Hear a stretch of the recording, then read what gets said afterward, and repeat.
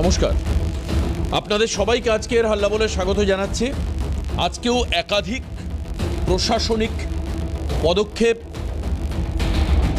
যার ফলে বহু মানুষের বহুদিনের জিজ্ঞাসা সংশয় সেগুলো মিটে যাবে বলে আমার বিশ্বাস। এবং সরকারি যে জায়গাগুলোতে রাজনৈতিক ইন্টারফেয়ারেন্স ছিল, যেটা বারবার করে গত প্রায় ১.৫ দশক ধরে মানুষকে বিব্রত করেছে, সেই জায়গাগুলো রাজনৈতিক কবল মুক্ত হলো। এ বিষয়গুলো সবই রাখবো। তবে আজকে একটা ব্যতিক্রমী ছবি, যেটা গত ১.৫ দশকে দেখতে পাওয়া যায়নি, সেই ছবিটা সারা রাজ্যের মানুষ দেখলেন। সেটা হচ্ছে আজকে কল্যাণীতে যে প্রশাসনিক সভা ছিল, সেই সভাতে আমন্ত্রণ পেয়েছিলেন বিরোধী দলের সাংসদ বিধায়করা, যারা ওই প্রশাসনিক টেরিটরিতে পড়েন। তাদের মধ্যে যারা বিরোধী রাজনীতি করেন কিন্তু জনমানুষের প্রতিনিধি, মানুষ তাদেরকে ভোট দিয়েছেন, তারাও আজকে আমন্ত্রিত ছিলেন এবং তারা বলার সুযোগ পেয়েছেন। আজকে কাকলি ঘোষ দস্তিদারের সঙ্গে, অর্থাৎ তৃণমূলের একজন সাংসদের সঙ্গে, আমরা আরও ৩ বিধায়ককে দেখতে পেলাম প্রশাসনিক সভায়। আসুন আপনাদেরকে একদম প্রথম দেখাই। কাকলি ঘোষ দস্তিদার কয়েকদিন আগেই তার নিজের জেলা সভাপতির পদ থেকে তিনি অব্যাহতি নিয়েছেন, ইস্তফা দিয়েছেন। আজ শুভেন্দু অধিকারীর রাজ্যের মুখ্যমন্ত্রীর প্রশাসনিক সভায় গেছেন। তিনি কি বলেছেন তিনি ক্যামেরার সামনে একবার দ্রুত একবার শোনাই আপনাদের। প্রশাসনিক বৈঠকে চিরকালই আমরা আসি।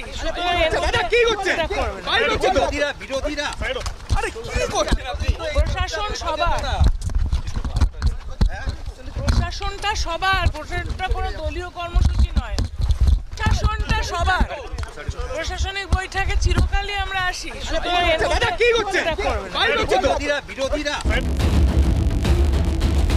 শুভেন্দু অধিকারী কি বলেছেন এই বিষয়ে শুনি। মিটিং খুব ফ্রুটফুল হচ্ছে। আমরা এত ডাক পাইনি ৫ বছর। আমি প্রথম দিন থেকেই বলেছিলাম প্রশাসনিক মিটিংয়ে আমরা সব এমএলএদের ডাকবো, আর বিশেষ বিশেষ এমপিদের ডাকবো। আজকে বিশেষ বিশেষ এমপিদের মধ্যে বারাসতের এমপিকে আমরা বিশেষ বিশেষভাবে ডেকেছিলাম, এসছেন উনি। যারা অনেকদিন পরে সত্য কথা বলছে তারাই বিশেষ বিশেষ সাংসদ। যারা বলছেন যে আপনারা আমাদের স্বাধীনতা পাইয়ে দিয়েছেন, যারা বলছেন যে এর কোনো ভবিষ্যৎ নেই, ফলতাতে যে চতুর্থ হয়েছে সে আর এক তো দূরের কথা, দুয়েই আসতে পারবে না, সামনে ভবিষ্যৎ দেখতে পাচ্ছে। আমি তো আপনাদের চ্যানেলেই দেখছিলাম বারাসতের সাংসদ কি বলছেন। তারপরে সরকারকে বললাম যে ওনাকে ডাকুন, উনি নিশ্চয়ই কোঅপারেশন করতে চান। উনি আজকে বক্তৃতা করলেন, কোঅপারেশন করলেন, যাওয়ার সময় হ্যান্ডশেক করলেন, বলে এই প্রথমবার একটা ভালো মিটিং হলো। আমি এর আগে অনেক মিটিংয়ে যোগদান করেছি, বলতেই দেয় না। শুধু কাকলি ঘোষ দস্তিদার নয়, এর মধ্যেই তৃণমূলের বিভিন্ন মহলে মুখ খোলার একটা, আমি কি বলবো এটাকে, মুখ খোলার প্রতিযোগিতা শুরু হয়ে গেছে। আমরা এরকম বহু মানুষকে মুখ খুলতে দেখেছি।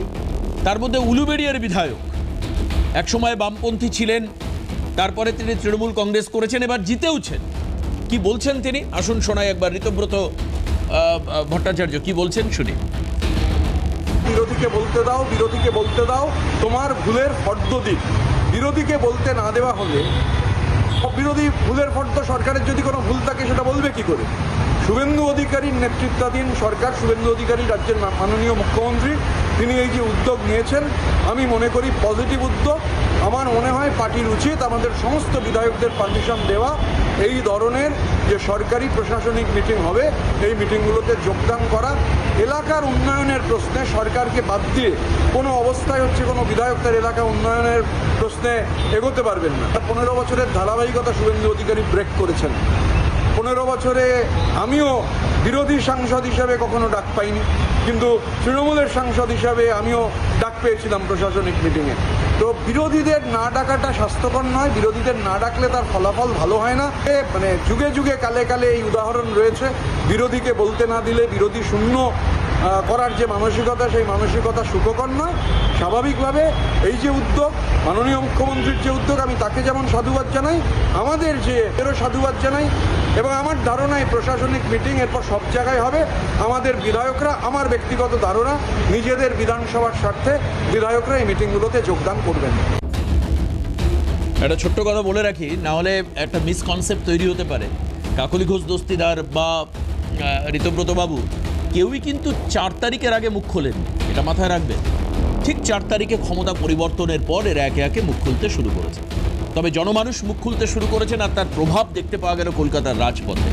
গতকাল রাতের বেলা প্রশান্ত বর্মন নামক যে বিতর্কিত ভিডিও ক্যামিলা হত্যাকাণ্ডের, যিনি মূল অভিযুক্ত, তাকে মদ্যপ অবস্থায় রাস্তায় পাওয়া গেল। তার ছবিটা আপনারা দেখতে পাচ্ছেন। এরপর পুলিশ তাকে গ্রেপ্তার করে।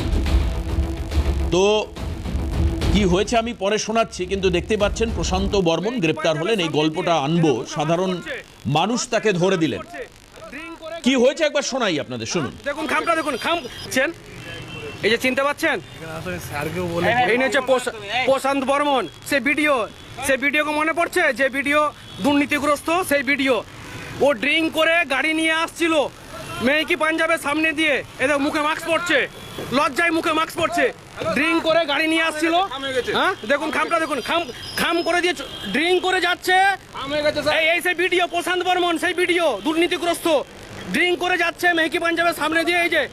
এই যে ধাক্কা, এই যে দেখুন কিভাবে ধাক্কা মেরেছে গাড়ি। এই সাইডে দেখলে বুঝতে পারবেন, এই যে সাইডে দেখুন, এই সাইডে দেখুন, এই সাইডে দেখলে বোঝা যাবে যে কত জোর ধাক্কাটা মেরেছে। আপনার গাড়িটা ফুলে এই যে দেখুন, এই যে খাম করে চলে যাচ্ছিল, এ ভাই আমার স্কুটির উপরে পড়ে চলে এসে। আমি পাবলিক, আমি পাবলিক। হ্যাঁ ভিডিও করো, হ্যাঁ করো।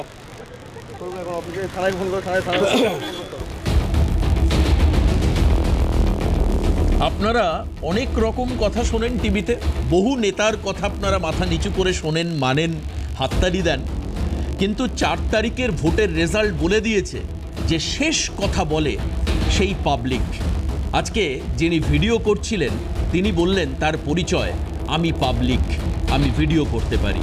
সোশ্যাল মিডিয়ায় ভিডিও করা নিয়ে নানান তর্ক বিতর্ক থাকে, তবে সত্যি যদি এই ধরনের সোশ্যাল মিডিয়া ভিডিওগ্রাফার থাকে তাহলে নিশ্চিতভাবে সমাজের একটা অন্ধকার দিকে আলো তো পড়বেই, এটা আমার স্থির বিশ্বাস। আর সেই কারণের জন্য আজকে প্যানেলে আমাদেরকে সময় দিয়েছেন গতকালকের সেই আমি পাবলিক, অর্থাৎ শাকিল আহমেদ আমাদের সঙ্গে রয়েছেন। শাকিলকে স্বাগত জানাই আজকের অনুষ্ঠানে। শাকিল, আপনি আমাদের অনুষ্ঠানে রয়েছেন, আর তার শাকিলের সঙ্গে আরও যারা আজকের আমাদের অনুষ্ঠানে রয়েছেন তাদেরকেও পরিচয় করিয়ে দিই। স্নেহায়ন সরকার বিজেপি মুখপাত্র আমাদের সঙ্গে রয়েছেন, স্নেহায়নকে স্বাগত। আমার সঙ্গে রয়েছেন জয়ন্ত কুমার আইচ, জাতীয় কংগ্রেস মুখপাত্র, আমি জয়ন্তবাবুকে স্বাগত জানাচ্ছি। অনিন্দ সিংহ রায়, তৃণমূল কংগ্রেসের সমর্থক, আমাদের অনলাইনে আমাদের সঙ্গে রয়েছেন। আমি শাকিলের কাছে প্রথম যাই। এই যে কালকে আপনি বারবার করে দুর্নীতিগ্রস্ত প্রশান্ত বর্মন বলেছেন, কিন্তু আমি একবার একটু এই জায়গায় সংযোজন করতে চাই, তিনি শুধুমাত্র এই নিয়োগের দুর্নীতির ঘটনায় অভিযুক্ত নন, তিনি একজন মার্ডারার হিসাবে অভিযুক্ত। সন্দীপ ক্যামিলা নামক একজন স্বর্ণ ব্যবসায়ী, তাকে খুন করবার অভিযোগ তার পরিবার করছে। শাকিল, আমি আপনাকে শোনাই যে তার হতভাগ্য স্ত্রী আজও কিন্তু বিচার পায়নি। আমি একবার আপনাদেরকে শোনানোর চেষ্টা করব যে সেই ক্যামিলা অর্থাৎ স্বর্ণ ব্যবসায়ী, তাকে প্রথমে অপহরণ করা হয়, থ্রেট করা হয় এবং পরবর্তীকালে খুন করা হয়। তিনি কি বলছেন, তার স্ত্রীর আজকে বক্তব্য নিয়েছে ক্যালকাটা নিউজ, অর্থাৎ আমরা, কি বলছেন তিনি একবার শোনাই। আমি ধন্যবাদ জানাই অভিযুক্ত প্রশান্ত বর্মন গ্রেপ্তার হয়েছে। নতুন সরকারকে আমি আবেদন জানাচ্ছি তাকে যেন ফাঁসি হয়। বেল্টে মেরেছে, আর জুতাতে, আর লাঠিতে, আর বহুত কলবর করে মেরেছে। ও মেরেছিল নিয়ে গিয়ে তার বাড়িতে নিউ টাউনে গরু কি সোনা চুরি হয়, কিন্তু আমার স্বামী ও সোনা নিয়ে নি, ও শক্কর সে তার বাড়ির সোনা চুরি করছিল। অলগা অলগা দোকানপত্র বিভিন্ন রকম দোকানপত্র দিয়েছি, কিন্তু মোর স্বামী নাম কইছি, কিন্তু আমার স্বামী কিন্তু সোনা নেইনি, কিন্তু আমার স্বামী নাম বলেছে প্রশান্ত বর্মন মেরেছে। প্রশান্ত বর্মন নিজে বাড়ি থেকে এসে ধমকা চমকা করে গিয়েছিল। তারপরে ও ডাকলো যে তুই আয়, তোর কোন ফোনলে সে কথা বললো আমার স্বামীর সঙ্গে যে তুই আয়, তোর কোন দোষ নেই দেখিমি। এই দোকানকে কইকি ডাকিলে, ডাকিবা পরে ସେଠି ଦୁକାନରୁ ଜବରଦସ୍ତି ଦୁଟିଆ ନୀଳବାତି ଗାଡ଼ିରୁ ଆସିକି ଗୋଟେ ଲାଲ ବାତି ଗୋଟେ ନୀଳବାତି କାର୍ର ଆସିକି ଜବରଦସ୍ତି ଦୁକାନରୁ ଉଠେ ନେଇକି ଯାଇକି তার বাড়িতে মেরে ফেলেছে। সিসিটিভি ফুটেজেও সবু আছে। আমি শাকিল আমাদের সঙ্গে রয়েছেন। শাকিল, আপনার কাছে যাব। এর মধ্যেই রাজ্য সরকার আরজি করের ফাইল খুলছে, এর মধ্যেই কামদুনির যারা নির্যাতিতা হয়েছিলেন তাদের পরিবার তাদের ফাইল খোলবার জন্য আবেদন করেছেন। আপনি জানবেন যে কালীগঞ্জের নির্বাচনের দিন মারা যাওয়া বোম বিস্ফোরণে তামান্না খাতুনের মা তিনি গতকাল কৃষ্ণনগরে এসপির সঙ্গে দেখা করেছেন, কিন্তু আপনি তো প্রশান্ত বর্মনের ফাইল নিজে খুলে দিলেন একজন পাবলিক হয়ে, আম পাবলিক হয়ে। কালকের ঘটনাটা কীরকম ছিল আমাকে একটু স্পেসিফিক্যালি একটা জায়গায় একটু বলুন শাকিল। আপনি যখন ভিডিও করছিলেন আপনি বলেছেন, আমি শুনেছি সোশ্যাল মিডিয়ায়, যে একটা নিজে ভিডিও করেছিলাম, এরপর আমি চিনতে পারি, এরপর আমি ফেসবুক লাইভে আসি। আমরা লাইভে যেটুকু অংশ দেখতে পেয়েছি তাতে উনি যথেষ্ট ডেসপারেটলি আপনার সাথে বিহেভ করছেন, আপনাকে কিছু নোংরা ভাষায় গালিগালাজ করেছেন, আপনার উপরে কিছু অ্যাডামেন্সে দেখিয়েছেন। কিরকম ছিল গতকাল এই অভিযুক্ত খুনের ঘটনায় অভিযুক্ত, নট দুর্নীতি শুধু, খুনের ঘটনায় অভিযুক্ত এক আসামি, তার অ্যাটিটিউড কেমন ছিল আপনার থেকে জানবো একটু প্রথম।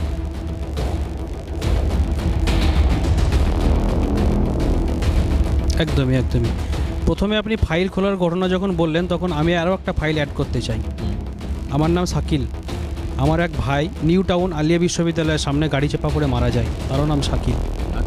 ওই ভাইয়ের ফাইল আমি খোলানোর জন্য মুখ্যমন্ত্রীর দরবারে পৌঁছাবো, আমি খোলা চিঠি লিখব, আমি আপামর জনসাধারণের আশীর্বাদ চাইব, তাদের আমি সহযোগিতা চাইব, এবং আমি আরও একটা আপনাদের যতগুলো ফাইল বলেন তার সাথে একটা ফাইল অ্যাড করব যে আমার নামেই নাম, আমার এক ভাই মুর্শিদাবাদ বাড়ি, আলিয়া বিশ্ববিদ্যালয়ের ভূগোল বিভাগের মেধাবী ছাত্র, সে ওখানে দুর্ঘটনায় মারা যান, যেটা আমরা খুন বলে মনে করি, যেটা বিগত সরকার দুর্ঘটনা বলে চালিয়েছে। এবং আপনি যেটা বলেন কালকে যে ঘটনাটা ঘটেছিল, যেটা বলছেন আপনি কালকে আপনারা লাইভে যতটুকু দেখেছেন, তো লাইভটা আমি আরও কন্টিনিউ করতে পারতাম, আমার মোবাইলে চার্জ না থাকায় আমি পুরোটা কন্টিনিউ করতে পারিনি। শেষের একটি ভিডিও আছে, সেখানে দেখলে বুঝতে পারবেন যে আপনারা যাকে বলছেন না খুনি, আমি তো তাকে বলেছি যে ও দুর্নীতিগ্রস্ত, শূন্য পাওয়া ভিডিও। আর সবথেকে বড় ব্যাপার হচ্ছে যে ওনার অধ্যত্ব, ওনার অহংকার, ওনার চরিত্র, এগুলো কোনোদিনই কোনো ভিডিওর কোনো একজন পশ্চিমবাংলার কোনো আমলার এগুলো ব্যবহারে বা চরিত্র এটা হতে পারে না। আমাকে কোনো দিক থেকে মনে হয়নি যে উনি একজন ভিডিও। ওনার মধ্যে সেই ন্যূনতম সেই সভ্য, সেই ন্যূনতম ওনার মধ্যে সেই ডিগনিটিবোধটুকুও নাই যে রাস্তার যে কোনো মানুষ যদি ওনার সঙ্গে কথা বলেন তো কেউ ভাববেন না যে উনি একজন ভিডিও। ওনাকে এইভাবেই মানুষ ওনাকে ভাববেন যে উনি একজন হচ্ছে যে কালপিট, উনি একজন গুন্ডা, উনি একজন হচ্ছে যে কি বলবো, যে এর থেকে আরও যত ভাষা ব্যবহার করা যায় ওনার জন্য সেগুলোই প্রযোজ্য। আপনি বুঝতে পেরেছিলেন যে উনি মদ্যপ ছিলেন, এবং আমরা আপনার ভিডিওতেই দেখছিলাম যে পুলিশ যখন ওকে অ্যালকোহল টেস্ট করতে যাচ্ছে কিছুতেই রাজি হচ্ছে না অ্যালকোহলিক টেস্টের জন্য। একদম একদম একদম উনি উনি উনি ওই জায়গাতেই উনি ভয় পেয়েছিলেন। উনি সুযোগ খুঁজেছিলেন যে আমি যদি ওনার গাড়ির সামনে যদি স্কুটিটা না লাগিয়ে রাখতাম উনি বেরিয়ে চলে যেতেন, উনি সিগন্যাল মানতেন না। উনি এমন একটা বেকায়দায় পড়েছিলেন যে উনি পথ খুঁজছিলেন কিন্তু পথ খুঁজে পাননি। আমি পথের কাটা হয়েছিলাম ওনার আমি।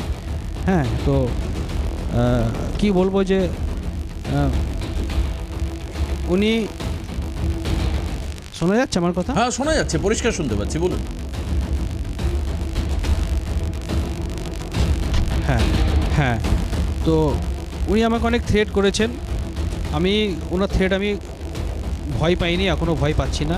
কারণ আমি যখন স্কুটির উপরে বসেছিলাম এবং হঠাৎ করে ধাক্কা খেয়ে যে ভাইটি আমার স্কুটির উপরে পড়ে এবং আমি একটুখানি স্কুটি থেকে মানে বাঁ দিকে কাত হয়ে যাই, তারপরেই যে ভাই আমার উপরে পড়ে ওই ভাইয়ের সঙ্গে আরও একজন ছিল, মানে ওরা অ্যাকচুয়ালি দুজন ছিল। তো পাশ থেকে সেই দাদাটা আমাকে বলে উঠলো, দাদা ধরো, ছেড়ে দিও না। তো তখনই আমি তৎক্ষণাৎ স্কুটি স্টার্ট করে আমি ছুটে যাই আমি, এবং ওই মেহকি পাঞ্জাবের ওই ফ্রন্ট থেকে আপনার সিগন্যালের ডিস্টেন্স খুব জোর ওই 60-70 মিটার মতো হবে। তো আমি একটা টান মারি স্কুটিতে, টেনে একদম সামনে গিয়ে দাঁড়াই। ওখানে একটা হালকার উপরে একটা বাম আছে রাস্তাতে, তারপরে সিগন্যাল। ঠিক উনি বামের ওখানে দাঁড়ান, আমি বামের ওটা ক্রস করে গিয়ে আমি স্কুটিটা লাগাই। এবং উনি সুযোগ খুঁজেছিলেন, উনি পেরিয়ে যাওয়ার সুযোগ খুঁজেছিলেন। কিন্তু আমার সব থেকে খারাপ লাগলো যে একজন ভিডিও, তার মুখের ভাষা, তার অঙ্গিভঙ্গি, তার দৃষ্টিভঙ্গি, তার হচ্ছে যে চোখ মুখের তার যে মুভমেন্ট খুব বাজে লেগেছে। আচ্ছা শাকিল, কালকে উনি ফোন বার করে কাউকে একটা ফোন করবার চেষ্টা করছিলেন, মানে ওনার যে অধ্যত্ত, মানে মনে হচ্ছিল যে ওই সময় উনি কাউকে একটা ফোন করে, আমার মনে হচ্ছে উনি কাকে ফোন করার চেষ্টা করছিলেন। হ্যাঁ, উনি অ্যাকচুয়ালি উনি আগে উনি এরকম চমকিয়েছেন না সবাইকে, উনি তো ধমকানি আর চমকানি দিয়েছেন আগে, তো সেই ধমকানি চমকানি ওনার অভ্যাসে দাঁড়িয়ে গেছে, বুঝতে পেরেছেন?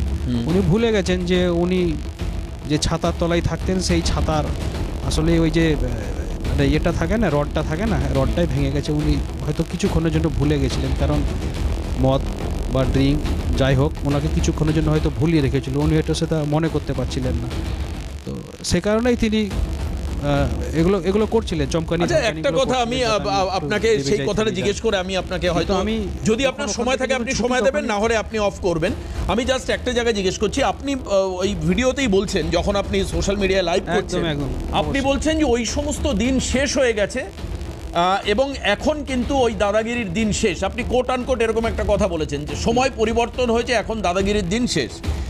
আপনি এই যে সাহস পেলেন একজনকে একটা স্কুটি দিয়ে, একটা 4 চাকার এই থার মানে হাই স্পিড গাড়ি, সেটাকে আটকালেন এবং পুলিশকে ডাকলেন, আপনি এই সাহসটা মানে পেলেন কি করে? এটাকে আপনি গত সরকার থাকলে পেতেন এই সাহস? আমি ওই কথাটা আমি কেন বলেছিলাম যে ওই দিন শেষ হয়ে গেছে, আগামী দিনেও বিগত দিনেও কিছু কিছু বিষয় নিয়ে সোশ্যাল মিডিয়া, ফেসবুক এখন সবাই করে, আমি ফেসবুক দীর্ঘদিন থেকেই করি, বিভিন্ন সময় বিভিন্ন তথ্য তুলে ধরার চেষ্টা করি, অনেক সময় অনেক ক্ষেত্রে হয়তো কারো এগেনস্টে যাই, অনেক সময় চমকানি ধমকানি খেয়েছি, অনেক সময় এমনও হয়েছে যে প্রশাসনিক দিক দিয়ে একটা বড় ভারী একটা অংশ আমার দিকে নেমে আসছে, ধেয়ে আসছে, এরকম আমি সময় কাটিয়েছি। তো আমার মনে হলো যে না, একদিক থেকে মানুষ একটু মনে হাওয়া পেয়েছে, বুকে সাহস পেয়েছে, সেই জন্যই বলেছিলাম যে ওই বিগত দিনের মতোই দাদাগিরির দিন বা সেই দিন আর নেই। এখন মানুষ খোলা বাতাসে খোলা আকাশে ঘুরতে পারবে, বসতে পারবে, কথা বলতে পারবে, স্বাধীনতা থাকবে, সেই কারণেই বলেছি। মমতা বন্দ্যোপাধ্যায়ের পুলিশ দীর্ঘদিন ধরে যেটা করতে পারেনি, কোর্টের নির্দেশে ওনার ভিডিও শিফট যায় আর কি। আপনি জানেন হয়তো যে বারাসত আদালতে ওনার জামিন হয়েছিল, পরবর্তীকালে হাইকোর্টে সেটা আবার নামঞ্জুর হয়ে যায়, অর্থাৎ হিসাব মতো ওনাকে এখন জেলে থাকা উচিত। এখন সেই ব্যক্তিকে আপনি গতকাল কার্যত ধরেই দিলেন বলা যেতে পারে। তো আপনার কি মনে হচ্ছে এবার যে ও সঠিক শাস্তি পাবে প্রশান্ত বর্মন, যার এগেনস্টে খুন দুর্নীতির অভিযোগ রয়েছে?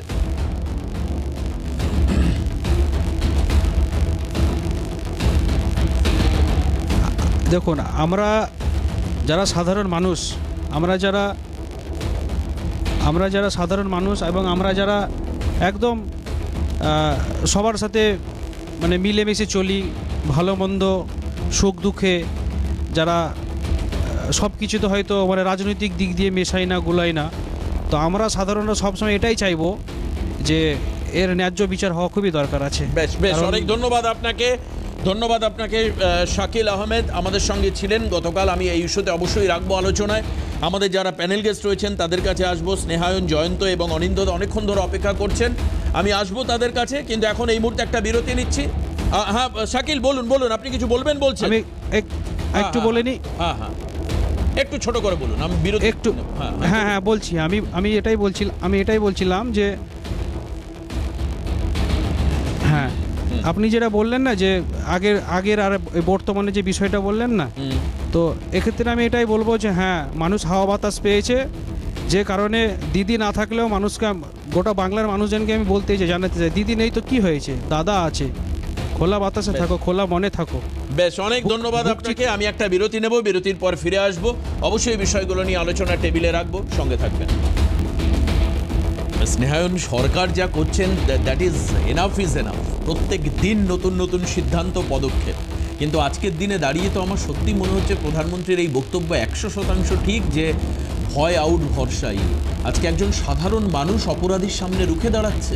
মানে প্রতিবাদ করছে এবং সে জানে যে এই সময় সরকার এবং পুলিশ তাকে সাহায্য করবে, এই ভরসাটাই তো বিরাট ব্যাপার। চিন্তা, আপনার অভিমন্যু গৌড়ের কথা মনে আছে? 2016 সালে বায়ুসেনার একজন জওয়ান, তিনি ওই প্রজাতন্ত্র দিবসের আগে ময়দানে ওদের যে কুচকাওয়াজের যে প্রস্তুতি হচ্ছিল, সেখানে সকালবেলা উনি প্রস্তুতিতে উনিও সামিল ছিলেন। তৃণমূল ঘনিষ্ঠ একজন ব্যবসায়িক ছেলে, একদম রাত ভোর তিনি পার্টি করেছেন, করে তিনি দ্রুত গতির গাড়ি নিয়ে ছুটে এলেন, একের পর এক ব্যারিকেড, পুলিশের ব্যারিকেড পেরিয়ে তিনি গিয়ে মারলেন অভিমন্যু গৌড়কে। অভিমন্যু গৌড় একজন বায়ুসেনার জওয়ান, সেখানেই প্রাণ হারালেন সেই গাড়ির ধাক্কায়। আসলে দিনের পর দিন এই যে তৃণমূল ঘনিষ্ঠ ব্যবসায়ী, তৃণমূলের নেতা, তৃণমূলের মন্ত্রী, এদের ছেলে পেলেরা, এই যে আজকে ভিডিও আজকে যে শাকিলবাবু যে কথাটা বলছেন যে ও ফোন করছে কেন? ও এখনো ভাবছে যে 4 তারিখের আগের সেই সরকার আছে, সেই পুলিশ আছে, সেই প্রশাসন আছে, ফোন করলে মাথার ওপর তারা ছাতা দিয়ে দেবে, তাকে প্রোটেকশন দিয়ে দেবে। শাকিলবাবুর ভাষায় বলি, ওই ছাতার ডান্ডা ভেঙে গেছে। আজকে ওই ছাতা অপরাধীদের মাথার ওপর নেই। আজকে সাধারণ মানুষ একজন অপরাধীকে টানতে টানতে নিয়ে গিয়ে পুলিশের হাতে তুলে দিতে পারছে এবং পুলিশও তার বিরুদ্ধে ব্যবস্থা নিচ্ছে। আজকে ভাবুন তো, এই মানুষটাকে যদি আজকে পুলিশ কোর্টে নিয়ে গিয়ে বেল করিয়ে ছেড়ে দিত, তাহলে শাকিলবাবুর নিরাপত্তা কোথায় হতো? মানে জাস্ট ড্রিঙ্ক অ্যান্ড ড্রাইভের কেস দিয়ে হয়তো। এক্স্যাক্টলি, পুলিশ যে তার বিরুদ্ধে ব্যবস্থা নিয়েছে, তাই জন্য আজকে এই মানুষগুলো ভরসা পেয়েছে। আজকে আমাদের বিরুদ্ধে অভিযোগ ওঠে আমরা নাকি সাম্প্রদায়িক। ঠিক আছে, শাকিলবাবু একজন মাইনরিটি সম্প্রদায়ের মানুষ, তিনি বলছেন দিদি গেছে তো কি হয়েছে, দাদা আছে। একদম বিষয়টা দাদার না, বিষয়টা সরকারের, বিষয়টা প্রশাসনের। প্রশাসন সেই ভরসাটা দিয়েছেন। আমাদের মাননীয় মুখ্যমন্ত্রী শুভেন্দু অধিকারী প্রথম দিন বলেছেন যে পুলিশ এবং প্রশাসন নিরপেক্ষভাবে কাজ করবে। আজকে আমি ছোট্ট করে যখন স্নেহান বলছেন, আজকে মুখ্যমন্ত্রীর ছোট্ট একটা বক্তব্য শুনিয়ে দিই, আপনাদের ভালো লাগবে শুনতে। শুনুন।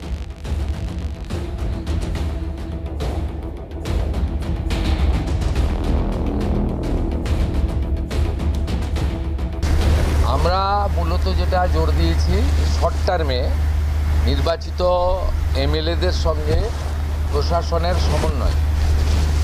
একটা নতুন ব্যবস্থা চালু হয়েছে, যেখানে শাসকের আইন নয়, আইনের শাসন। নতুন একটা বিশ্বের সর্ববৃহৎ রাজনৈতিক।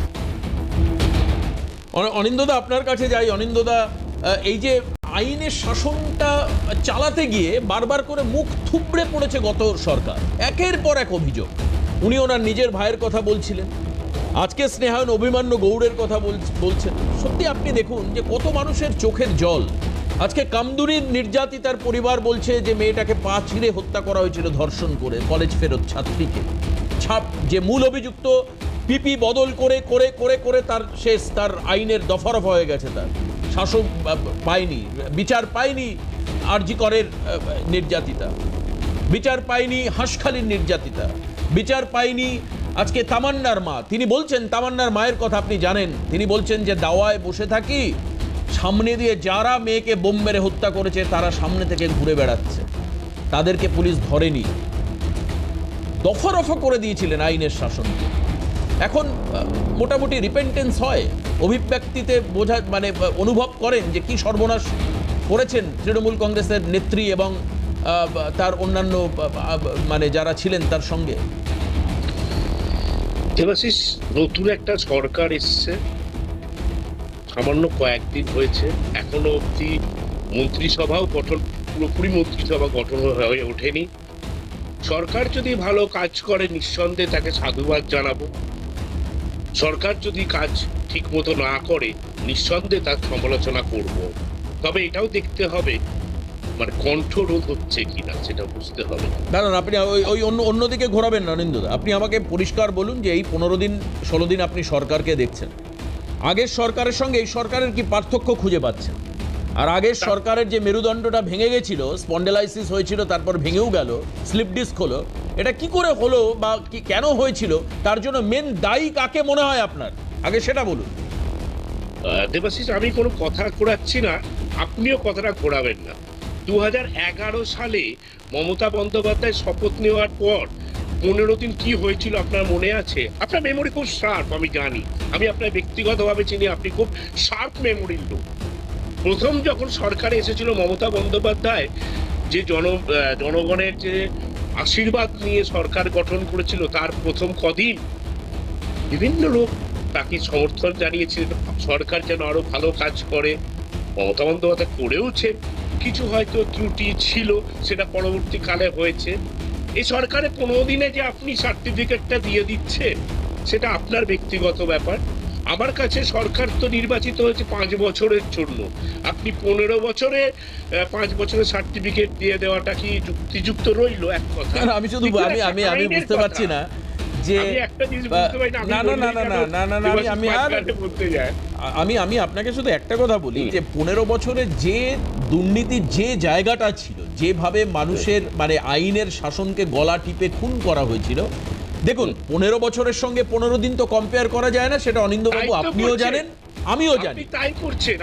না না না, গত 15 দিনে কি মানে ওনার 2011 সালে প্রথম 15 দিন, তার সঙ্গে আজকে প্রথম 15 দিন, আপনি বলুন না যে ভাবে দুর্নীতিগ্রস্তদের টেনে বার করা হচ্ছে গর্ত থেকে, এই যে দুর্নীতি বাড়লো কি করে, আপনি আমাকে সেটা বলুন। কি করে দিনের পর দিন আইনের শাসন পেতে গিয়ে মানুষকে শুধু ভাবতে হয়েছে যে বিচার ব্যবস্থা বলে আর কিছু নেই। আচ্ছা, বিচার ব্যবস্থা বলে কিছু নেই, তার মানে আপনি কোর্টকে একটা বলছেন, কোর্টের বিচার ঠিকঠাক হয় না? ছিল না, না না না না না, মমতা বন্দ্যোপাধ্যায়ের সময়ে বিচার ব্যবস্থার সামনে আজকে কামদুনিতে খুন হলো, ধর্ষণ হলো মেয়েটা, 2013 সালের ঘটনা। এরপরে তার অপরাধীদের নিম্ন আদালত ফাঁসি দিল, তারপর সেই ফাঁসি পোস্টপন্ড হয়ে গেল কি করে, অনিন্দ্য আপনিও জানেন।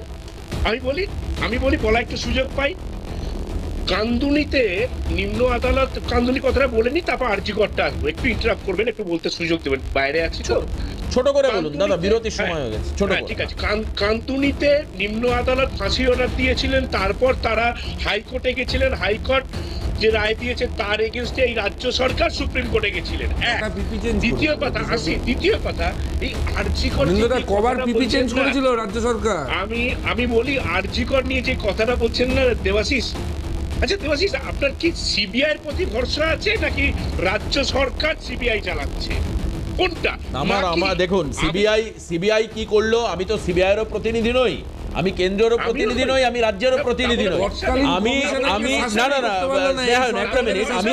আমি যখন দেখি অনিন্দ্যদা যখন দেখি যে ব্রজ গয়ালির বাড়ির সামনে পুলিশ পিকেট, আর যে মেয়েটাকে পার্টি জড়িয়ে মেরে দেওয়া হলো পুড়িয়ে জ্যান্ত, তার বাড়ির সামনে পুলিশ পিকেট নেই। আমি যখন দেখি যে কামদুনির যে মূল অভিযুক্ত তাদের বাড়ির সামনে রাজ্য পুলিশ খাকি বর্দি পরে পাহারা দিচ্ছে, আর যে মেয়েটি মারা গেল তার বাড়ির সামনে পুলিশ পিকেট নেই, পুলিশ তাদেরকে তাড়া করে বেড়াচ্ছে, এই ছবিগুলো যখন দেখতাম, এই ছবিগুলো প্রমাণ করতো যে আইনকে কিভাবে। দেবাশিস, এই ছবিটা আপনি নিশ্চয়ই দেখেছেন, আপনার নাম এবং আপনার টাইটেল দেবাশিস চক্রবর্তী বলে, যে থানার যে অফিসারকে পাথর মেরে চোখটা নষ্ট করে দেওয়া হয়েছিল, সেই লোকটার পেছনে একটা কথাও যখন বিরোধী দলের নেতা বলেনি, তখন কি আপনি প্রতিবাদটা করেছিলেন? বিরোধী দলের নেতা হিসেবে দেবাশিস চক্রবর্তী চোখটা নষ্ট করে দিল, বিজেপির মিছিল থেকে পাথর ছুঁড়ে প্রিন্সেপ ঘাটের সামনে, এটা অন্যায়। আচ্ছা, হরিমোহনগঞ্জ কলেজে তাপস চৌধুরী নামক একজন পুলিশি সাব ইন্সপেক্টরকে গুলি করে মারা হয়েছিল, তখন মুখ্যমন্ত্রী প্রতিবাদ করেছিল একদম হরিমোহন কলেজের সামনে। তার মানে ছাত্র সংঘর্ষ, একজন পুলিশ অফিসার, কলকাতা পুলিশের অফিসার গুলি করে মেরে ফেলা হলো। যাক, আমি একটা বিরতি নিই, এরকম প্রচুর উদাহরণ আসবে, কিন্তু আমার মনে হয় যে সেদিন যখন ওই পাক সার্কাসের ঘটনার পর অনিন্দ্যদা পুলিশ মন্ত্রী দাঁড়িয়ে বলছিলেন, আমাকে বিশ্বাস করে মার্জনা করবেন, হয়তো একটু কড়া কথা বলা হচ্ছে, যখন পুলিশ মন্ত্রী বলছিলেন যে আমি হচ্ছে রাজ্যের পুলিশ মন্ত্রী, স্বরাষ্ট্রমন্ত্রী, আমার সময় পুলিশকে আমি ফ্রি হ্যান্ড দিলাম, পুলিশের উপরে হাত উঠবে আর আমি মেনে নেব, এটা হবে না, আমার চেয়ে ভয়াবহ কেউ হবে না, এই ছবির সঙ্গে আমি কম্পেয়ার করছিলাম কোথায় বলুন তো? হাওড়ায় এক পুলিশ কর্মী, তার পেছনে উড়ন্ত লুঙ্গি লাথি মারছে, উড়ন্ত লুঙ্গি পুলিশকে লাথি মারছে, হাওড়ার ঘটনা, উড়ন্ত লুঙ্গি। আপনি মনে হয় ভুলেননি দাদা, সেই দিনের পর রাজ্যের তদানীন্তন স্বরাষ্ট্রমন্ত্রী, পুলিশ মন্ত্রী কি কোনো বক্তব্য রেখেছিলেন? কোনো বক্তব্য রেখেছিলেন? একজন নেতাকে দেখলে আমার কষ্ট হয়, জয়প্রকাশ মজুমদার, আরে ভদ্রলোক বেরিয়েছিলেন তো, উনি তো দুষ্কৃতী নয়, ওখানে আরেক লুঙ্গির লাথিতে উনি জঙ্গলের মধ্যে কচু বনে ঢুকে গেলেন। প্রসঙ্গত কিছু বলেছিলেন, কেউ প্রতিবাদ আমি করেছেন, বলছি করেন তো, আপনাকে অ্যানসারটা দিচ্ছি তো। দাঁড়ান, আসছি বিরতির পর। আমার সঙ্গে জয়ন্ত রয়েছেন, জয়ন্ত বলবেন, তারপর আবার আমি রাউন্ডে আপনার কাছে আসবো। একটা ছোট্ট বিরতির পর ফিরে আসছি, সঙ্গে থাকুন। আমি জয়ন্তর কাছে আসবো। জয়ন্তদা, আমরা সবসময় এটা দেখেছি যে আইনের শাসনকে প্রতিষ্ঠা করার মূল দায়িত্ব থাকে হচ্ছে পুলিশের উপরে, কারণ পুলিশ হচ্ছে আমাদের এই রাজ্যের অভ্যন্তরীণ আইন শৃঙ্খলা তার রক্ষা করার মূল দায়িত্ব।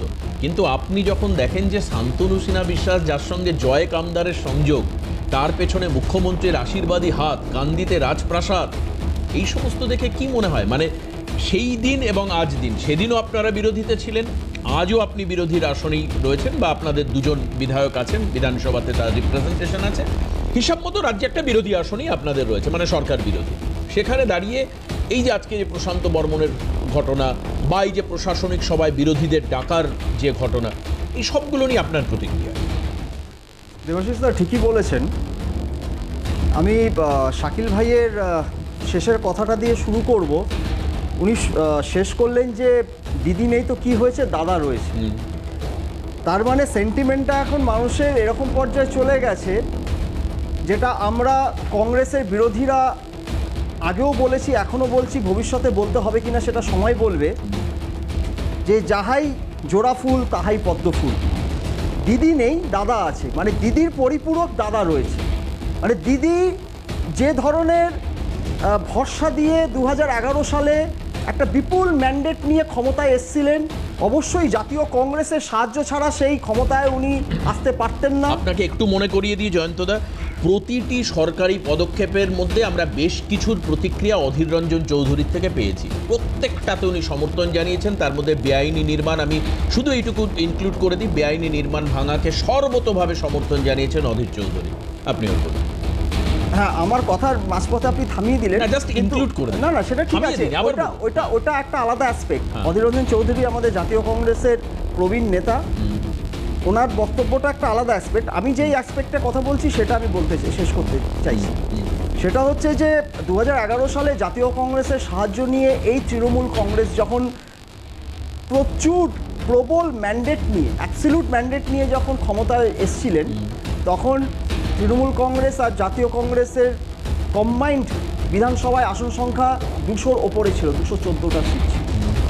সেই জায়গায় দাঁড়িয়ে পরবর্তীকালে আমরা 224টা সিট ছিল। পরবর্তীকালে আমরা কি দেখলাম, 6 মাসের মধ্যে উনি জাতীয় কংগ্রেসের পিঠে ছুরি মারলেন। কেন্দ্র সরকার থেকে উনি ওনার মিনিস্টারদের পুল আউট করে নিলেন, এবং তার পরিপূরক হিসেবে আমাদেরকেও বাধ্য করলেন যাতে আমরা রাজ্য সরকার থেকে বেরিয়ে যাই। কারণ উনি এই বিরোধী পরিষদটাকে তখনই কিন্তু মারতে সচেষ্ট হলেন, কারণ উনি জানতেন যে জাতীয় কংগ্রেস, ওনার যে ওনার চিন্তাভাবনাটাই ছিল যে প্রথম 6 মাস আমি পারফর্ম করব। প্রথম 6 মাস উনি পারফর্ম করেছেন। তার মধ্যে একটা বড় পারফরমেন্স হচ্ছে রাইটার্স বিল্ডিং থেকে উনি নবান্নতে শিফট করে গেলেন, গঙ্গার পূর্ব পাড় থেকে পশ্চিম পাড়ে চলে গেলেন। কিন্তু আপনি বলছেন যে প্রথম 6 মাস পারফরমেন্স করেছে, উনি তো প্রথম 6 মাসের মধ্যে একটা অন্যতম বৃহৎ দুর্নীতিতে জড়িয়ে পড়েন, যেটা হচ্ছে ত্রিফলা দুর্নীতি। প্রথম 6 মাসের মধ্যে ত্রিফলা দুর্নীতিটা তো উনি ত্রিফলা দুর্নীতি তো জড়িয়েছিল কলকাতা কর্পোরেশনের তৎকালীন মেয়র হচ্ছেন শোভন চট্টোপাধ্যায়, যিনি আবার বিজেপি ঘুরে বর্তমানে আবার তৃণমূলে ফিরলেন। তৃণমূলে ফিরে উনি আবার এনকেডি এর এখন চেয়ারম্যানও হয়েছিলেন। কিন্তু সেই ছোট লালবাড়ির দখল ওনারা নিয়েছিলেন 2010 সালে। তার মানে এই দুর্নীতিটা কিন্তু 2010 সাল থেকে চলছিল। যদি আপনি দেখেন, যদি এটাকে দুর্নীতি বলেন, ত্রিফলা দুর্নীতি বা নীল আলো সাদা আলো দিয়ে যে রং করা, বা আপনার সেই ওই এলইডি দিয়ে ওই ত্রিফলাগুলোকে জড়িয়ে রাখা, এগুলো তো কর্পোরেশনের দুর্নীতি। কর্পোরেশনের দুর্নীতি মানে ছোট লালবাড়ির দুর্নীতি, বড় লালবাড়ির দুর্নীতির মধ্যে একটা ফারাক থাকবেই, সবসময় একটা ফারাক থাকবে। তো বড় লালবাড়ির দুর্নীতিটা থেকে উনি নজরটা ঘোরাবার জন্য গঙ্গার পশ্চিম পাড়ে চলে গেলেন, বললেন যে রাইটার্স বিল্ডিং রেনোভেশন হবে, আমি চলে আসবো রেনোভেট হয়ে যাওয়ার পর। 15 বছরে সে রেনোভেশন কমপ্লিট হলো না, অজানা কারণে। কেন হলো না জানি না, কিন্তু তখন থেকে উনি সচেষ্ট ছিলেন যে বিরোধী পরিসরকে কিভাবে ধাক্কা মারবেন, কিভাবে বিরোধীদের কণ্ঠরোধ করবেন। তার জন্য 2016 সালে, এবং আমার মনে হয় যে জয়ন্তবাবু আপনাদের দলকে যেভাবে ভেঙে টুকরো, এক্স্যাক্টলি আমি সেই পয়েন্টটাতেই আসলাম, যেটা আপনি ঢুকলেন। আমার নেক্সট পয়েন্ট ছিল সেটা 2016 সাল অনওয়ার্ডস আমরা তখন প্রধান বিরোধী দল, আপনাদের জয়ী বিধায়ক 44 জন এমএলএ, নিয়ে নিয়েছেন, ভাবা যায়? 44 জন এমএলএ রাজ্যের বিধানসভায় আমরা প্রধান বিরোধী দল। আব্দুল মান্নান আমাদের বিরোধী দলনেতা, একজন সংখ্যালঘু মুখ। সেই অবস্থায় উনি এই শুভেন্দু অধিকারীকে নিয়োজিত করলেন মুর্শিদাবাদ এবং মালদা জেলায়। এই শুভেন্দু অধিকারীকে উনি নিয়োজিত করলেন যে কিভাবে কংগ্রেসের বিধায়কদেরকে ভেঙ্গে দুমড়ে মুচড়ে তাদেরকে কিভাবে মামলা দিয়ে মানুষ ভূঁইয়াকে কিভাবে নেওয়া হয়েছিল। না, কিন্তু আমার মনে হয় তাকে মামলা দিয়ে তাকে নিয়ে নেওয়া হয়েছিল। রবীন্দ্রনাথ চট্টোপাধ্যায় মিথ্যা মামলা দিয়ে তাকে নিয়ে নেওয়া হয়েছিল। আপনি যে কথাগুলো বলছেন তার মধ্যে তথ্যগত কোনো ত্রুটি নেই। মানস ভূঁইয়া পরিবর্তনের অন্যতম মুখ। 2011 সালের কথা যে জয়ন্ত বললেন, মানস ভূঁইয়া দায়িত্ব পেলেন, মন্ত্রিত্ব পেলেন, খুব সম্ভবত আমার যদি ভুল না হয়, স্মৃতি যদি ধ্বংস না হয়, এর পরবর্তীকালে মেদিনীপুরে একটা খুনের মামলা তার সামনে তুলে আনা হলো এবং তাকে সরিয়ে দেওয়া। মানে সবচেয়ে উল্লেখযোগ্য বিষয়, আজ মানস ভূঁইয়াও কিন্তু মুখ খুলছেন। ঋতব্রত বন্দ্যোপাধ্যায় যেরকম মুখ খুলছেন, যেরকম কাকলি ঘোষ দস্তিদার মুখ খুলছেন, যেরকম ভাবে আরো অনেক বিধায়ক বলছেন, সেইভাবে কিন্তু আজ মানস ভূঁইয়া। কারণ দিদি মনে করতেন যে এই পশ্চিমবাংলায় উনি একজন পোস্ট, একটাই পোস্ট, বাকি সব ল্যাম্প পোস্ট এবং তার প্রত্যেকটা বাল্ব কাটা, কোনো ল্যাম্প পোস্টের আলো জ্বলে না। সেটা ওনার দলের অভ্যন্তরীণে এবং দলের বাইরে বিভিন্ন দলের মধ্যে। এবার একটা তার জন্য উনি বিরোধীদেরকে কোনোদিন সুযোগ দেননি। তার জন্য ওনাকে ঝালদা পুরসভার মতন একটা 12 আসনের ছোট্ট পুরসভা, সেই পুরসভাটাকে দখল নেবার জন্য তপন কান্দুকে নির্মমভাবে ওনাকে হত্যা করাতে হলো। তারপরে তাহেরপুর বামফ্রন্টের দখলে ছিল একটা ছোট্ট পুরসভা নদিয়া জেলার, সেই পুরসভাটাকেও পর্যন্ত ওনাকে দখলে নিতে হলো। কারণ উনি বিরোধী পরিসরে কাউকে কোনো আওয়াজকে উনি মাথা তুলতে দেবেন না। কিন্তু আজকে তাহলে এই ঘটনার পর আপনি কেন তাহলে বলছেন আজকে যখন প্রশাসনিক সবাই ডাক পাচ্ছেন, এবং আমার মনে হয় যে আপনাদের যারা বিধায়ক রয়েছেন তাদের এলাকায় যখন শুভেন্দু অধিকারী যাবেন সরকার পক্ষের প্রশাসনিক সভা করতে, তারাও ডাক পাবে। কিন্তু আপনি দাদার দিদি একই মুখ তাহলে একদম শুরুই করেছেন। কারণ আমি বললাম যে দিদি প্রথম 6 মাস যে পারফরমেন্সটা দেখিয়েছিলেন, তারপরে ওনার যে আসল রূপটা বেরিয়ে এসেছিল, দাদার যে প্রথম 6 মাস পর তারপরে যে তার রূপটা কি বেরোবে সেটা কিন্তু আমরা এখন জানি না। কিন্তু ফিঙ্গার্স ক্রস। তবে আমি আরেকটা জিনিস ছোট্ট 30 সেকেন্ড নেব। আমরা দেশের পার্লামেন্টকে আর বিধানসভায় মানে অ্যাসেম্বলিকে আমরা বলি এপিটম অফ ডেমোক্রেসি। ঠিক সেরকমই আমরা এই পার্লামেন্টকে আর অ্যাসেম্বলিকে আমরা বলি সিট অফ অপোজিশন। কারণ এখানে বিরোধী কণ্ঠস্বরকে যদি রুদ্ধ করে দেওয়া হয়, অ্যাসেম্বলি বিলংস টু অপোজিশন এবং parliament also belongs to opposition. সেখানে যদি বিরোধী পরিসরে বিরোধী বিধায়ক, বিরোধী সাংসদ, তাহলে সেটা সবথেকে অন্যায়, যেটা জয়ন্ত আমি বুঝলাম। কিন্তু আপনারা বিজেপির শুভেন্দু অধিকারীকে সমর্থন না করলেও আপনারা মুখ্যমন্ত্রী শুভেন্দু অধিকারীকে তো সমর্থন করতেই পারেন। আমরা প্রশাসক হিসেবে মুখ্যমন্ত্রী শুভেন্দু অধিকারীকে সমর্থন করব যতক্ষণ ভাবে উনি একজন দক্ষ প্রশাসক হিসেবে ওনার প্রশাসনিক কার্যক্ষমতা উনি প্রমাণ করবেন এবং ওনার সেই প্রশাসনিক ভাবমূর্তি থেকে উনি বিচ্যুত হবেন না। একদম তাই। বাংলার জনগণের জন্য উনি প্রশাসনিক দায়ভার উনি বহন করবেন। স্বচ্ছ ভাবমূর্তি থাকলে জয়ন্তদা আমরা কেন সমর্থন করব? স্বচ্ছ ভাবমূর্তি থাকলে সবাই সমর্থন করে। আজকে স্নেহায়নের মুখের হাসিটা আরো চওড়া হবে যখন এই ছোট্ট একটা এক্সাম্পল দেব, যেটা বহু মানুষের কাঙ্ক্ষিত ছিল। সেটা হচ্ছে আজকে নিয়োগ সংক্রান্ত নীতি বদল হলো। এসএসসি এবং পিএসসির ক্ষেত্রে কোনো রাজনৈতিক মানে যারা নিয়োগকর্তা থাকবেন তার মধ্যে কোনো রাজনৈতিক ব্যক্তির অন্তর্ভুক্তি থাকবে না। আজকে এই কথা ঘোষণা করেছে সরকার। আপনি ভাবতে পারছেন কোনো রাজনৈতিক, আমরা গতবার কি দেখেছি মধ্যশিক্ষা পর্ষদের প্রধান হিসাবে ওই ওনার নাম কি যিনি গ্রেপ্তার, মানিক ভট্টাচার্য দীর্ঘদিন জেলে থাকলেন। উনি একই সঙ্গে মধ্যশিক্ষা পর্ষদের সভাপতি, আবার অন্যদিকে তিনি বিধায়ক। কি করে সম্ভব? দিনের পর দিন থেকেছেন এইভাবে। কিন্তু সেখানকার বদল হয়েছে। কিন্তু আমি বিরতির পর ফিরে এসে একটা ছবি দেখাবো যেটা খুব ইন্টারেস্টিং। আমি কিছুক্ষণ আগে আমার প্রডিউসার সোমদত্তার সঙ্গে কথা বলছিলাম। ও আমাকে উনি বললেন যে দাদা হোল্ডিং সেন্টারের জায়গাটা একটু ধরতে। গতকাল মালদা এবং মুর্শিদাবাদে হোল্ডিং সেন্টার তৈরি হওয়ার পর আজকে আমরা যেটা দেখতে পেলাম যে সীমান্ত বরাবর অনুপ্রবেশকারী যারা তারা ফিরে যাচ্ছে বাংলাদেশে। সেই অনুপ্রবেশকারী বারবার করে কংগ্রেস, সিপিএম, তৃণমূল কংগ্রেস বারবার করে বিজেপির কাছে প্রশ্ন করেছিল, আতশ কাজ দিয়ে খোঁজার চেষ্টা করছিল অনুপ্রবেশকারী কোথায়, রোহিঙ্গা কোথায়, অনুপ্রবেশকারী বাংলাদেশি কোথায়। আজ আমি সীমান্তের ছবি দেখাবো। সময় কথা বলে, ছোট্ট বিরতির পর ফিরে এসে দেখাবো সেই ছবি। সঙ্গে থাকবো। দেখুন এবার কিছু ছবি দেখাই। উত্তর 24 পরগনা এবং বাংলাদেশের সীমান্তবর্তী এলাকা, এবং আমার কাছে খবর আছে বিভিন্ন জায়গায় সীমান্ত বরাবর প্রায় 3000 কিলোমিটার বর্ডার ভারতের সঙ্গে বাংলাদেশের, প্রত্যেকটি জায়গায় এদের ভিড়। আচ্ছা, এই যে ছবিগুলো দেখে মনে হতে পারে যে এরা ঘুরতে এসেছিলেন, ফেরত যাচ্ছেন, সত্যি কি তাই? এরপরে অনিন্দদা প্রশ্ন তুলবেন, এর প্রুফ আছে, কি আছে, কি বলছেন এরা, একবার শুনি আমাদের বুমের সামনে, ক্যামেরার সামনে কি বলেছেন শুনবো। কি কত বছর আগে গিয়েছিলে? বেশি না, মানে 5-6 বছর আগে। কোনো কাগজপত্র আছে? নেই না?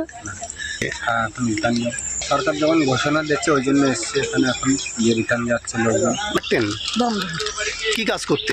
বাসন মাজা কাজ করতে। বাসন মাজা কাজ করতে। কতদিন আগে আসছিলেন? 2-3 মাস। 2-3 মাস আগে? এখন এখানে আসছেন কি উদ্দেশ্যে? কি এখন আমাদের থাকতে দিচ্ছে না, আমরা চলে এসেছি। জঙ্গলের কাজ করতাম, ওই জঙ্গল সরকারের কাজ করতাম। কত বছর আগে আসছিলেন?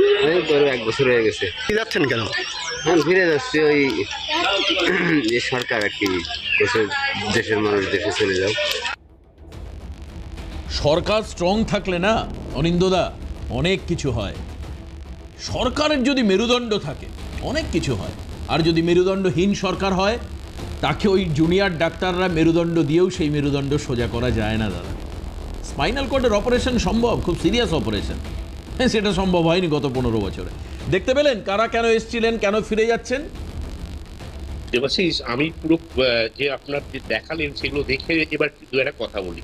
একদম ঠিক বলেছেন, সরকারের মেরুদণ্ড সোজা থাকা দরকার। ঠিক সরকারের যেমন মেরুদণ্ড সোজা থাকা দরকার, সংবাদ মাধ্যমের মেরুদণ্ড যেন সোজা থাকে। কারণ তারা তো গণতন্ত্রের 4র্থ স্থানে রয়েছে। এই যে ফটো আপনি দেখালেন, বিশ্বাসযোগ্যতা মাঝে মাঝে আমাদের হারিয়ে যায়। কেন জানেন তো? আমাদের মতো সাধারণ মানুষরা, যারা কিছুদিন আগে আমরা অপারেশন সিঁদুরে দেখেছিলাম যে করাচি এবং লাহোর দখল হয়ে গেছে, ভারত দখল করে নিয়েছে। আমি এই ছবির সত্যতা নিয়ে আপনি প্রশ্ন, কার সঙ্গে কার তুলনা করছেন? এই হলো কার সঙ্গে কার তুলনা করছেন আমি বুঝতে পারছি না। এই যে আমার তো আজকে মনে হচ্ছে বিজেপির যে ভয়াবহ অভিযোগটা ছিল, আমি যাকে মান্যতা দিইনি কখনো, আজকে আমার সেটাকে তার পক্ষে কথা বলতে হবে। বিজেপির একাধিক কেস এখানে এসে বলেছে আপনার হচ্ছে জাতীয়তা বিরোধী। আরে বলতে দিন। এই যে আমরা দেখেছি, আমি পার্সোনালি ভেবেছিলাম যে দেশ বিরোধী নয়, আমরা লাহোরি কাবাব খেতে যাব, কিন্তু পরে দেখেছিলাম এই সম্পূর্ণ মিথ্যে। আমরা চাই সংবাদ মাধ্যম সত্যিটা দেখা, আর আমরা চাই যদি কোনো এখানকে অনুপ্রবেশ আসে তাদেরকে চিহ্নিতকরণ করে তাদেরকে যেন বিতাড়িত করে। তা বলে এই নয় সোনালী বিবিকে বিতাড়িত করে দেওয়া মতন আরো যেন বিতাড়িত হয়। আজকে সোনালী বিবির নাম সংবাদ মাধ্যম নিতে চায়নি। অনেক সংবাদ মাধ্যম, আমি আপনাদের কথা বলছি না, অনেক সংবাদ মাধ্যম ওটাকে বাইপাস করে চলে গেছে। আপনিও চাইছেন যে সোনালী বিবির মতো যাতে তাকে ডিপোর্ট না করা হয়, আর আমিও চাইবো যে লাভলি খাতুনের মতো মহিলাকে যাতে ইনপুট না করা হয়। আপনি তো সেটা বলতে পারবেন না। আমি তো নিঃসন্দেহে বলছি, আমি বলছি, আমিও বলছি। আপনি উদ্ভ্রান্ত হবেন না, চুলটা আঁচড়ে ঠিকঠাক করে বসলে আমি আবার পরে আসবো। আজকে সমস্যা হচ্ছে, আজকে সংবাদ মাধ্যম প্রশাসনের, ভারতীয় জনতা পার্টি দলের না, প্রশাসনের কোনো একটি পদক্ষেপের প্রশংসা করলে অনিন্দ দ্বারা সংবাদ মাধ্যমের মেরুদণ্ড নিয়ে প্রশ্ন করছে। আমি বলছি 4 তারিখের আগে সংবাদ মাধ্যমের মেরুদণ্ড এত শক্তিশালী ছিল, এই পশ্চিমবাংলার, এই বাংলার একটি স্বনামধন্য বেসরকারি চ্যানেল, ঠিক আছে, সেই চ্যানেল হেড সে প্রায় সময় মুখ্যমন্ত্রীর আশেপাশে ঘুরে বেড়াতে দেখা যেত। 4 তারিখ হলো, 5 তারিখ শোনা যাচ্ছে সে নাকি রিজাইন দিয়ে অন্য রাজ্যে চলে গেছে। কি অবস্থা!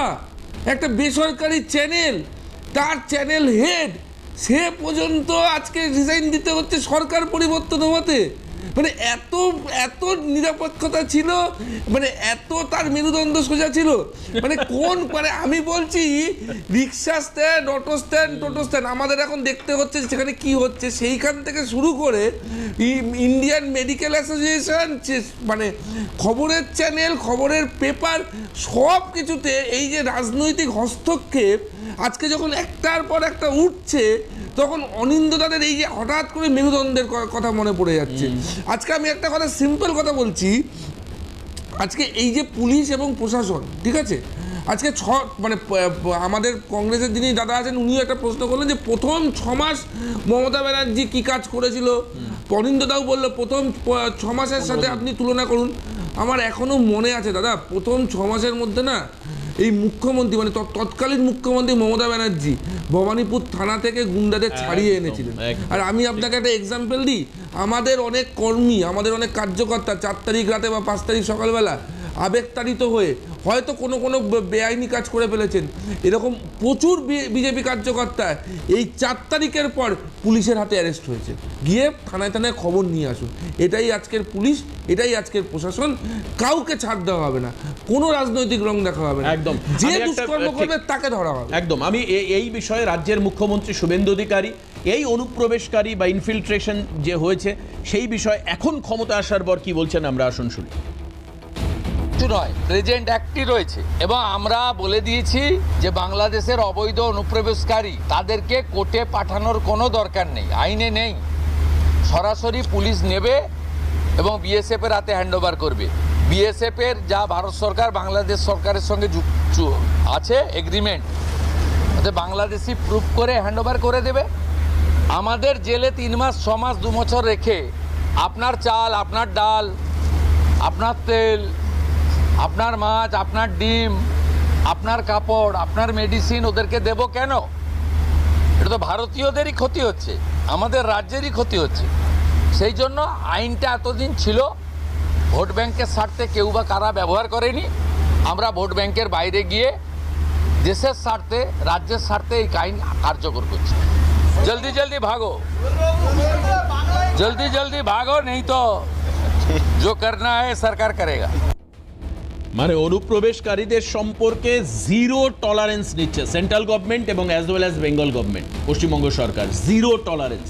আপনাদেরকে একটু আগে বলছিলাম মালদা মুর্শিদাবাদে অলরেডি হোল্ডিং সেন্টার তৈরি করা হয়েছে। এবার আপনি আমায় বলতে পারেন হোল্ডিং সেন্টার কি অনেকটা ঠিক কোভিড আমলে চলে যান, কোয়ারেন্টাইন সেন্টারের মতো, যেখানে বাংলাদেশিদের ধরা হবে, রাখা হবে, পরিষ্কার সেখানে ডিপোজিট রাখা হবে, বিএসএফ বিডিআর কথা বলবে, তাদেরকে ডিপোর্ট করা হবে, একদম পরিষ্কার ডিপোর্টের সিস্টেম। আমি জয়ন্তর কাছে আসবো। জয়ন্ত, এই সিদ্ধান্তকে কিভাবে দেখছেন আপনি? সিদ্ধান্তটা খুবই ভালো সিদ্ধান্ত, কিন্তু এখানে একটা ছোট্ট প্রশ্ন থেকে যায়। প্রশ্নটা হচ্ছে যে আমাদের দেশের সীমান্ত রক্ষার দায়িত্বে হচ্ছে বর্ডার সিকিউরিটি ফোর্স বিএসএফ। আমরা জানি বাংলাদেশের সঙ্গে পশ্চিমবাংলার একটা বিস্তীর্ণ সীমানা অসুরক্ষিত অরক্ষিত অবস্থায় ছিল, কারণ সেখানে কাঁটাতারের বেড়া ছিল না। জমি দেব কি দেব না, নেব কি নেব না, একটা অনুরাগের ছোঁয়া নিয়ে কোনো সমস্যা ছিল না। দেওয়া নিয়ে এক মিনিট ওই অনুরাগের ছোঁয়া, অনুরাগের বিশ্বাস, এরকম একটা চাপানুতর চলছিল। না না বলছি, আমাকে বলতে দিতে হবে তো। আরে আমাকে বলতে দিতে হবে। সেই সময় অনুপ্রবেশকারী ছিল, এটা আমরা স্বীকার করেননি। আজকে স্বীকার করুন অনুপ্রবেশকারী ছিল পশ্চিম বাংলায়। ব্যাপারটা এরকম হয়ে গেল। আরে আমি তো কিছু বললামই না এখনো। আমি তো এখনো কিছু বললামই না। এখন স্বীকার করতে হবে। আচ্ছা, হাতে আর সময় নেই, কিন্তু হাতে আর একদম সময় নেই। আচ্ছা আচ্ছা, হাতে আর সময় নেই, হাতে আর সময় নেই। আচ্ছা, শেষ করবো। আমি ধন্যবাদ জানাবো অনিন্দ দাস স্নেহায়ন এবং জয়ন্তকে ধন্যবাদ। প্লিজ শেষ করবো আজকের অনুষ্ঠান। তবে মুম্বাই হামলার সময় আমি ভেবেছিলাম যে অনুপ্রবেশ কেন হচ্ছে, বিএসএফ কে উত্তর চাইবে জয়ন্ত, কিন্তু যাই হোক সেই উত্তর চাননি জয়ন্ত। কিন্তু আমার আজকে যেন খচখচ করছে ওই মুম্বাইয়ের হামলাটা কি করে হলো, পাকিস্তান থেকে কি করে জঙ্গিরা ভারতে ঢুকে গিয়েছিল, তার উত্তর তাহলে সেই সময় তদানীন্তন দিল্লিতে বসে থাকা সরকারকে দিতে হবে। তো কাজে যাই হোক, অনুপ্রবেশটা প্রত্যেকের জন্য থ্রেট, যে সরকারই থাকুন অনুপ্রবেশ হয়ই, কারণ সেটা চুরি করে হয়, নজরের আড়াল থেকে হয়। আজকে আসুন এখানে শেষ করি। অনুপ্রবেশকারীদের বিরুদ্ধে ব্যবস্থা আরও কড়া থেকে কড়াতর নেবে সরকার, পরিষ্কার এটা। স্নেহায়নকে, সঙ্গে অনিন্দদাকে এবং জয়ন্তদাকে প্রত্যেককে ধন্যবাদ জানিয়ে আজকের অনুষ্ঠান শেষ করছি। সবাই ভালো থাকবেন, সুস্থ থাকবেন, নমস্কার।